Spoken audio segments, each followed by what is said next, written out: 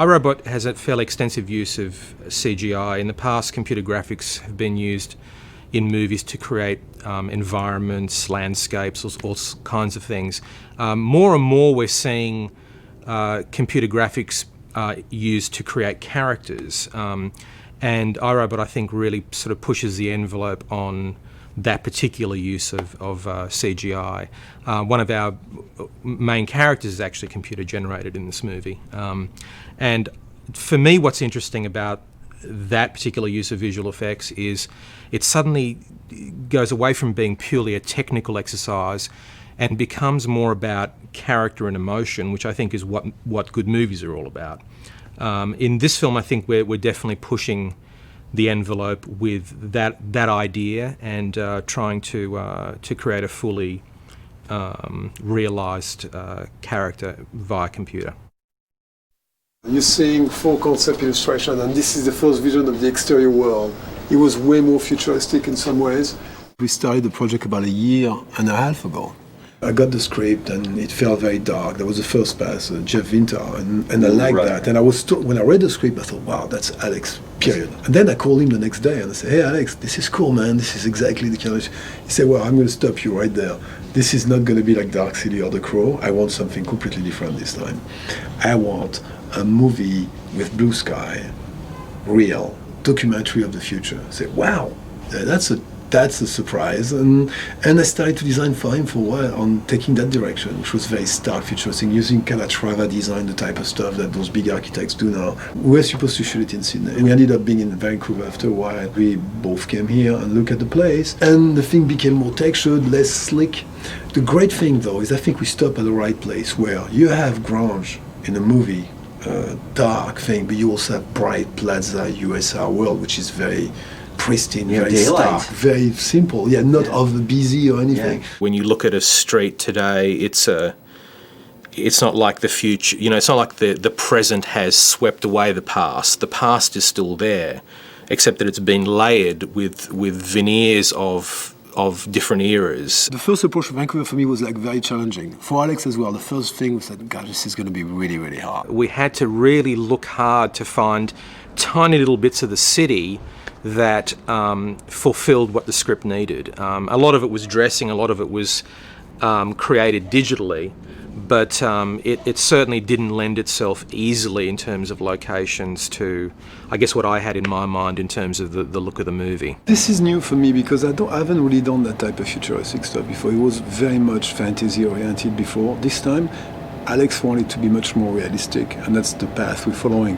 I mean, there's some very wild sets, there's some very wild moments. Obviously the robots are very futuristic, but at the same time, some of our sets are trying to anchor very much in reality. So it's a new take for me. I haven't done something like that before. Well, this is just the concept things, different early concept. We finally decided that the city this thing was happening in was Chicago. For the longest time, we had no idea. This was a generic city somewhere. We talked about LA, we talked about New York, and basically they figured out that it should be Chicago. There's a couple of key scenes in iRobot that are laser scanned. It's a crew that takes equipment out that basically can recreate an environment in a computer. So it's kind of like creating a 3D model based on a real environment. And then you can light it however you want to. So in this instance, they went and stood at the crossroads of a major intersection in Chicago and captured the entire environment on computer. So now in the movie, we can have a scene where dozens of computer-generated semi-trailers drive up and hundreds of robots spill out in this major intersection in Chicago. To get the permission to actually shoot something like that would be impossible. There's no way you could shut down that intersection, however much money you chose to throw at the city. We went and looked at the database for Owen Skidmore in Chicago. Actually defines this is the central plan of what Chicago will look like in the next 30 years, and you can see where new buildings are going to be and whatnot. But the ultimate reality with a movie is that you make things exactly the way they're supposed to be, or you can make them look fantastic in exactly the way the director wants them. And I think what we're doing is we're doing a little of both. So the first thing we did is we took a map of Chicago and started to create our own geography in there. Where does Spooner live? Where is the USR building? Do we see the Sears Tower as a iconic element in there from the, yes, we do, it's there, granny. And then when you start doing this, for the director, for everyone, it's a lot simpler to understand the action, the timing and everything, when someone goes to somebody else's house. That's what we did. What you're seeing next to this is also what kind of interesting structure we find here in Vancouver that would be futuristic and feel like our world. And there is a few of them. They are very isolated, one here and there, and not everything was pleasing to us. So obviously you're going to have a lot of CGI behind this, of enhanced building. But there was a few locations like those places which were really, really good for us. Plus we go through the regular, reference material, and we dig for tons of magazines, of architectural magazines, to get more of that material and start putting a package for Alex to kind of react to. Part of the geography of the city, like the suburbs, are grandeur. I wouldn't say grandeur, they're more as we know them today. And the big impact of the futuristic world has come into the downtown area, where now you have very nice, sleek plazas, everything is white, beautiful, white, light color. Gardens. And the more you spread to the suburb, the less of that impact happens, and then you see more and more of the building as we know them today. Spoonerville is actually, what I wanted design-wise to create is a sense of the big power being disrespectful of those places. For example, there's a tram system that goes all around the city. In the downtown, it's in a very beautiful strategic place. It's gorgeous, it fits the landscape. In Spoonerville, it's in the middle of the street. Those pillars that used to be very organized on the downtown are totally out of place, and they're just there, and they just stop in the middle of a building. They're probably going to go in the middle of a building, in the middle of a street. There's a total disrespect. This is how Spoonerville is. And the city itself, the storefront, for example, you have a mix of modern, futuristic, old. It's all mixed up together. The people, the crowd is the same. It's a mix of businessmen that are just going to go by there just to meet people or whatever, and then you have these homeless people there. You want to feel that into the architecture as well. And I end up being into this location, which is probably one of our biggest exterior build as a location. This entire block you're seeing here is going to be transformed into a futuristic city. You're seeing here and there, you're seeing some of those street dressing elements. This is a big elevator that takes you to the parkways, the underground tunnel structure. We're building 2 of those gigantic glass structures. Also going to keep a lot of those real stores in between. So again, this is that mix of future and everyday life kind of thing. To me, whenever I approach a project, I always try to approach its inherent logic and its underpinnings of why the world is. What is the world? What exists there? If I were walking down the street there, what would I see? If any viewer were walking down the street, what would they see? And then the rules of that world all become apparent. We've tried to make it as authentic. I think that's the most important thing. We've tried to make it not feel like it's a bunch of Hollywood filmmakers kind of coming up with cool but pointless images. It's really trying to be well researched and grounded in science and believable projections of what the future is going to look like. Here is the bit of an idea of the process of development on the Sonny character. Started with a concept drawing like this, and concept drawing, you do a concept and you make it very elegant, so the head is small, it's very beautiful, and then you start taking and say this thing is about 6 feet tall. You put it next to someone and you realize that the head is about that small. It just doesn't quite work, so you have to rethink everything. We tried to put ourselves in the mind space of the people designing the robots in the movie, in that world, and we figured that they would be making creatures that we would feel comfortable having in our homes, comfortable around our kids, our family, doing errands, doing whatever it is that robots will, I think, be doing for us in the future. We started to go in any direction possible. First of all, for me, I had to do that to see where Alex would feel comfortable with. So I went into some extremely hardware robots, some very weird robots, bunch of different directions. I had to keep in mind, though, that those robots were sold to the people in the street, so they should not be too freaky.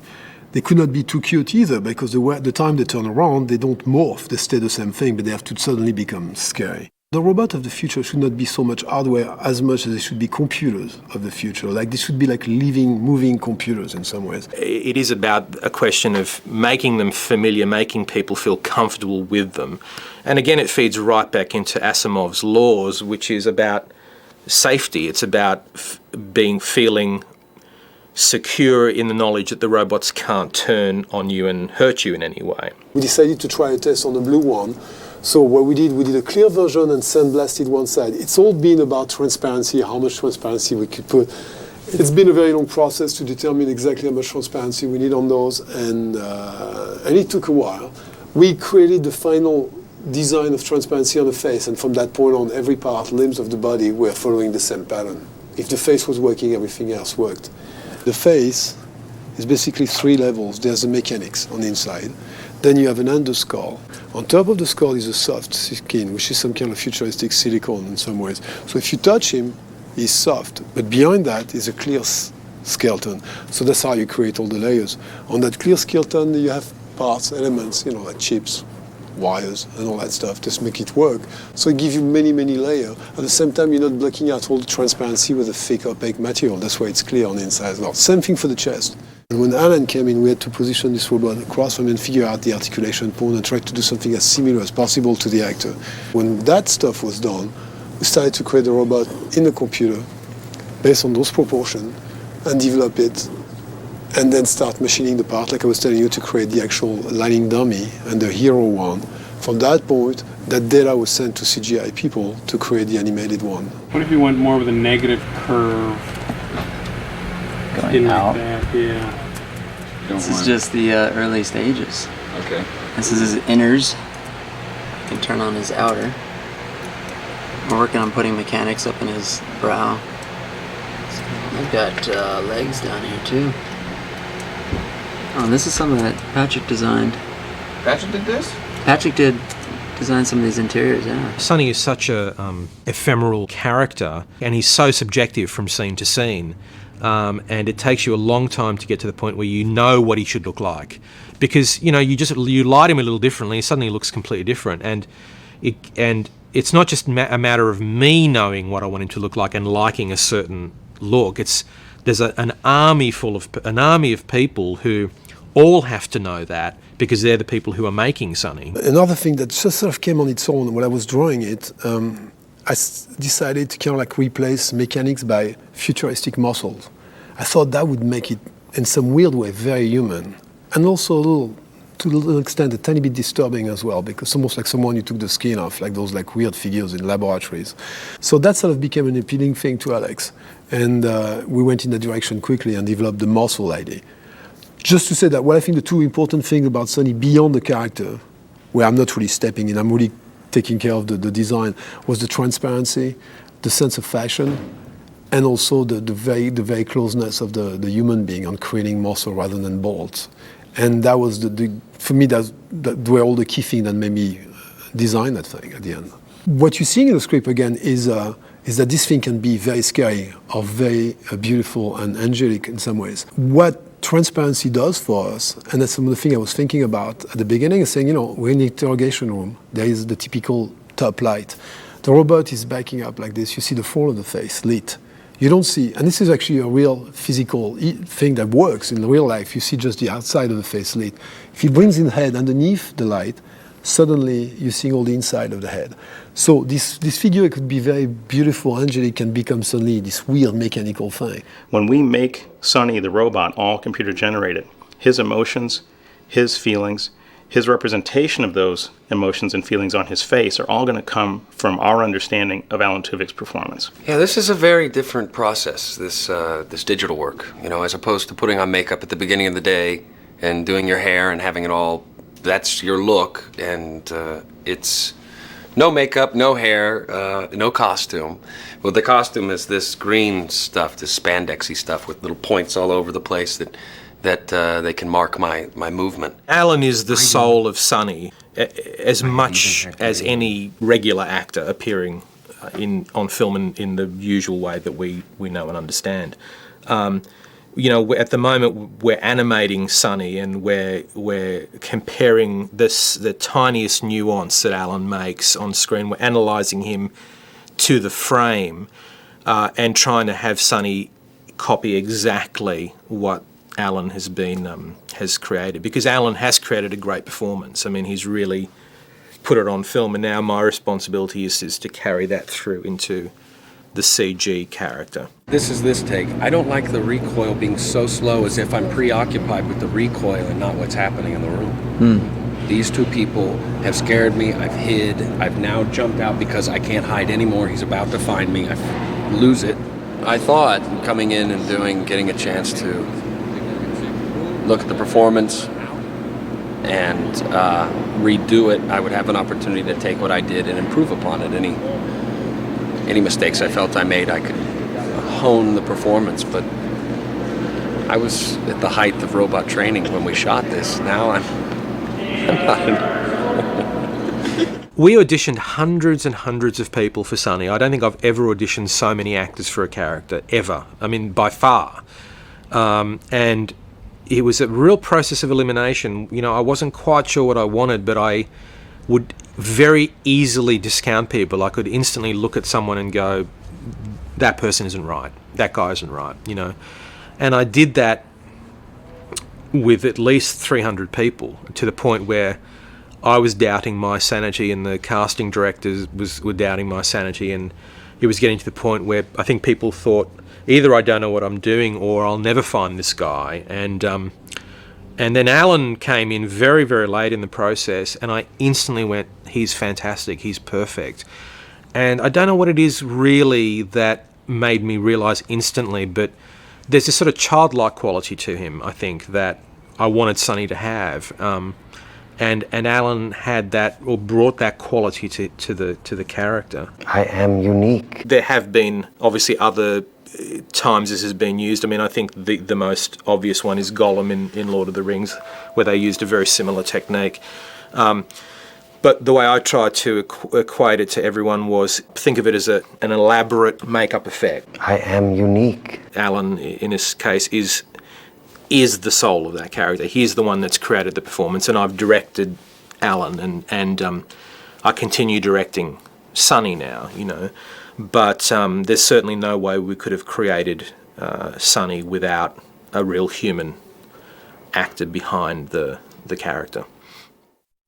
The main factor for us going with miniatures in this sequence is that there's such a high level of interaction. We have got a robot that has to create all this destruction. We've got the entire infrastructure, the architectural components of the house collapsing, and that's just such an organic process. The next step in this game is to get the automatic trigger position. The biggest challenge in any one of these things is to make it believable.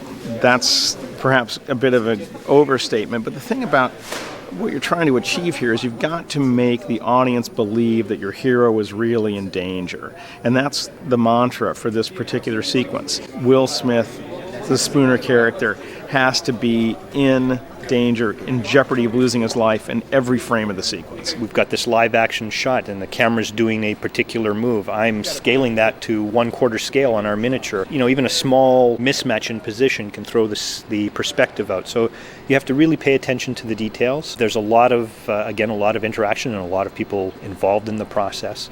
Will Smith is running through a building that's being destroyed by a giant robot. And we've got all these things splintering and falling, and dust and mortar and chairs flying through the air and pictures being knocked off the wall. To do all that in computer graphics would be an incredibly complex task. I'm going to airbrush the floor in this area to generate sort of a synthetic shadow, just so that we can try to match the set a little bit better. They had a bit more control over their lighting than we did because of what we're having to do here. So I'm just going to generate a false shadow, then we bring in our breakaway walls, dress those to camera, and then we're good to go. And action!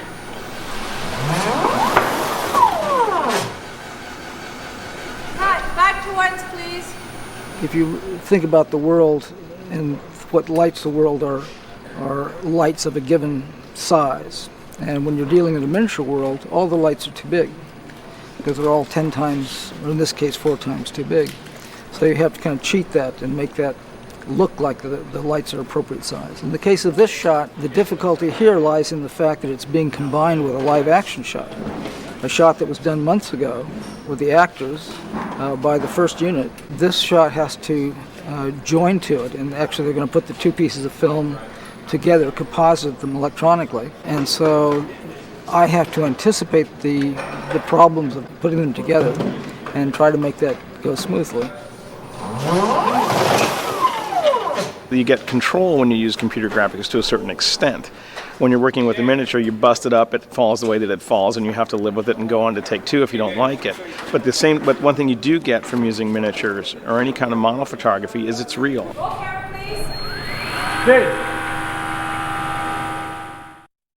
So your hands are just kind of loose, but what you need to be is you're going to walk up here and you're going to go or whatever. So they need to be alive. Well, you have to. Craig's thinking about the Hey, Paul, it's not working.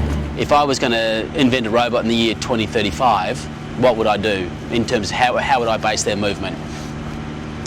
And I just thought I would base them on a dancing Tai Chi master. You know, ballet or dance is really the ultimate form of body control and movement. Tai Chi is all about flow, energy and balance, as is dance. And so I really just took the idea that robots that needed to be 100% concerned with their weight and their balance. You can use your hands as well to help you walk. So feel like you're wading through a pool that's, you know, up to your waist. Flat foot. Anyone doing NS5 should be here. I was sitting down at a bar in town one day and this girl walked past and she was walking exactly like an NS4. She was tired, she was walking uphill and she was carrying something. But it was exactly the NS4 gait and the whole thing. So I kind of felt happy, proud and vindicated that, you know, how they move is not necessarily completely different to how a human would. Okay, so there's this element that you're pushing. So your body, again, you should be forward. We don't want any extra movement. So when you're walking, there's no hips, shoulders. If you stop and stand still, there's no kind of any extra kind of movement. Once you walk and you stop. To make the robot walk like a human, all you need to do is walk like a human. But you put that onto the robot body and it looks very out of place. We're not trying to walk like humans. I'm just taking some very small nuances of how humans walk and place them on this robot persona. So I've done some mocap and I may be doing some more mocap. I'll do that with some of the other actors just so that they've got a couple of choices in slightly different styles. I understand the movement where it's coming from, and so either they'll use me or they'll use me as a reference. We did quite a bit of motion capture on this show, and we've referred to it commonly as mocap. What it entails is we set up a grid on the floor to give the actors kind of a starting point. What this grid does is it tells us exactly where these actors are in space and relative to some of the sets or something that they might have interacted with. You have all of these cameras around the grid, which are infrared cameras that we use the motion analysis system with the Eagle cameras for this particular shoot, and it has an extremely high definition range, so it can pick up so many lines of resolution. The whole process is that these actors walk around with these little they look like ping pong balls, but they're reflective balls. They're little markers all over the suit, and those cameras reflect light. Each camera has its own light source around the lens, and it shoots out light that's specific to that camera. Each camera only sees the light that comes out of its own lens. And as each camera sees the same balls but in different perspectives to where the camera's positioned, then all that data gets fed into the computer, and the computer triangulates exactly where each one of those markers is. So this marker, it can tell that this marker is on this shoulder and this marker is on the elbow, this one's his arm, just by triangulating among all these cameras. Some sections of movement I've just redone. Now, okay, we filmed it once. Let's say, film me picking up something, running, stopping, and putting it down. We watch on the monitor, see how it's done. Okay, great. It took you 2 seconds from the time you turn to pick up the thing. You run for 5 seconds, you set it down immediately. And I have to match that action with a motion caption suit. 3, 2, 1, action. You were startled by a jack in the box. Deactivate. Let him go. It's not going to hurt us. I gave you an order. He's not listening right now, lady. Vicky, seal the lab. Command confirmed. Cut it. First time. Cut it. We figure out exactly what the performer's skeleton was doing, what his bone structure was doing, and then we need to map that onto our robot bone structure, which is completely different. So the robot obviously has slighter hips, longer legs, a narrower shoulder base. His shoulders are a little bit more rigid in movement. His chest is more rigid in movement. His spine, his 3 joints in his lower spine are much more flexible. And all of that needs to be incorporated into the motion. So then they use this software, the motion analysis software, to map the human character bones onto these guys' bones, the skeleton for the robot. We can shade it so it's all gray, but I'll put it on. Shade it all gray. Do you want to? A puppeteer is used to using certain things to control a puppet to move, and we call our animation characters a puppet too. And we have certain controls to just pick and select, and you can grab and move the arm around. You don't have to worry about rotating this and then rotating this and then rotating the wrist and then rotating the fingers. We have all these series of controls to make it much quicker and much easier for the animators. And by putting the motion capture data onto those controls, it then puts it in the animations world, the animators world. This is the internal skeleton inside the shaded robot. Okay. And so now we're going to make it move based on the markers, and then we'll just make that skeleton go onto the shaded robot, and voila, your shaded robot is moving. He looks overweight.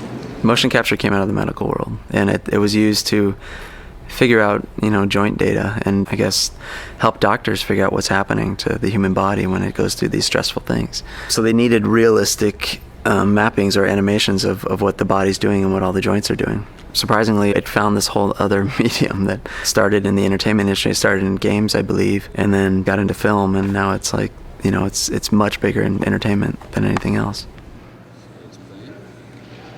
Not yet. Now it's playing. Here we go.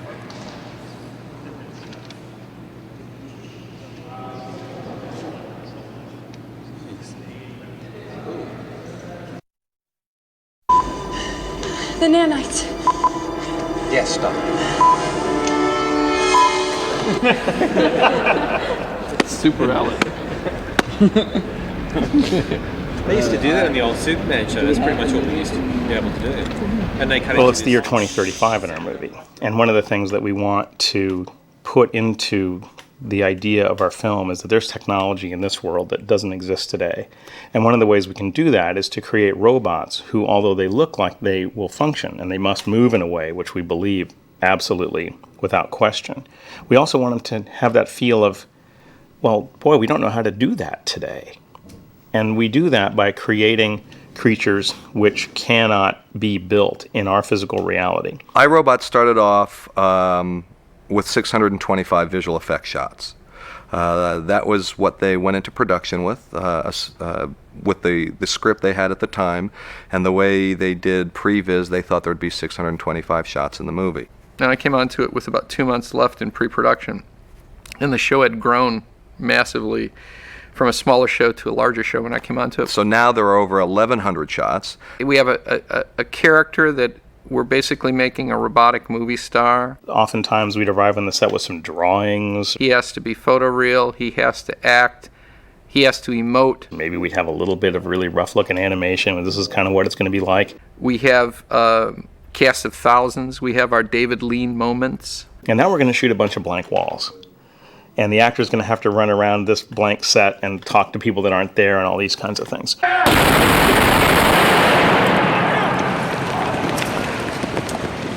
We have massive digital sets. We have real sets. We have real sets that transcend into massive digital sets, and vice versa. Whereas you can do a movie that way, and some very, very, very successful movies have been done that way. There's something to be gained by giving people a lot more to hang on to. And what we're doing on this movie is we're really trying to play that up. We're using the digital tools that we have for erasing things in the image to give us an advantage in terms of interactivity between actors and digital characters. I try to conceptualize it as if all the robots existed, and just try to shoot it with as much as possible people playing the robots so you could block the action like a conventional filmmaker would block the action. And that's where the guys in the green suits come in. We call them proxies on this movie. They're there to represent where the robots will ultimately be. In a lot of cases, our robots are going to do things that people in suits can't do. That's part of the magic. But we also need to know where these things are starting and ending and where everything is in the frame, so people are shooting the movie correctly.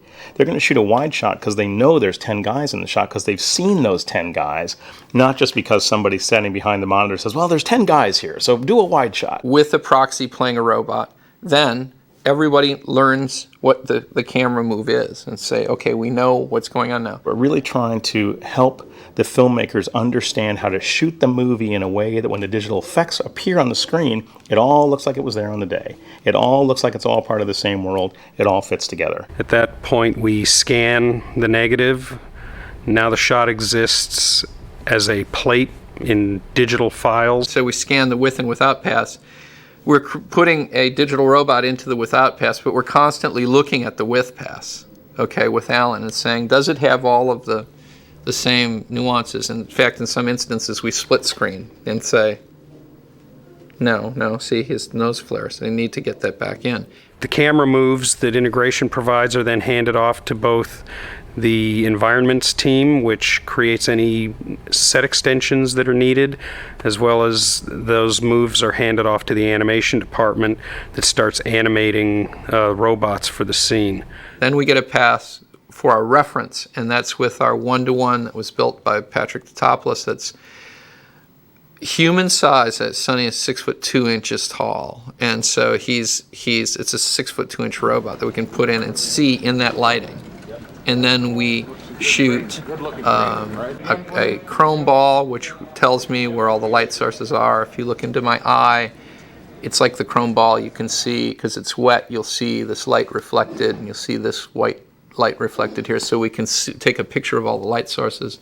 And we take a picture of the gray ball, which tells us if we line up our lights in the computer to have the lights in the right direction, we balance their intensity until it looks like the gray ball. And then we're basically lit in a synthetic world. Once the lighting's approved, robot or robots are rendered, and those elements then, as well as elements from the environments team and from our effects team that provides any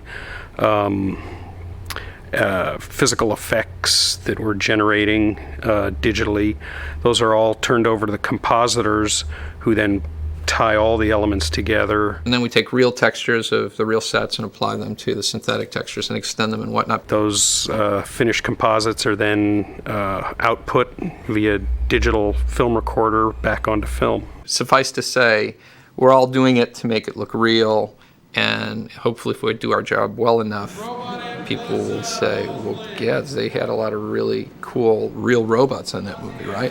Oswald, right here. Who's Oswald? Oswald is our robot.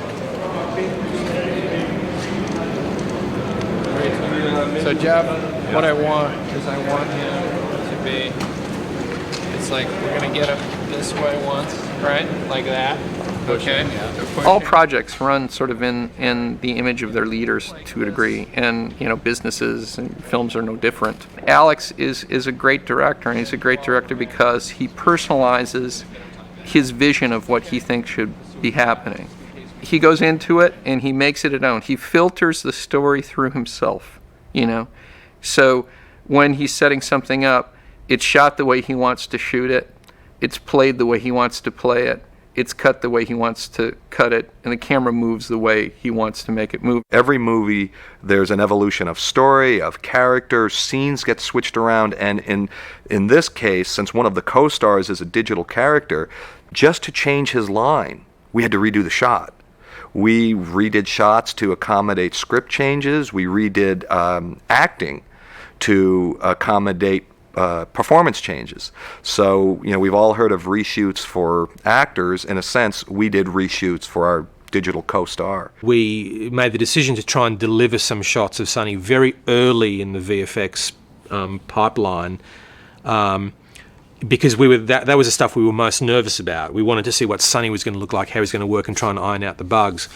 And in a way, it was the wrong thing to do, because we made the VFX companies deliver shots, I think, in a way before they'd really ironed out the bugs and knew exactly what they were doing, and they learn so much more as you go. So now we're going back and looking at some of those old shots and going, the new ones are so much better.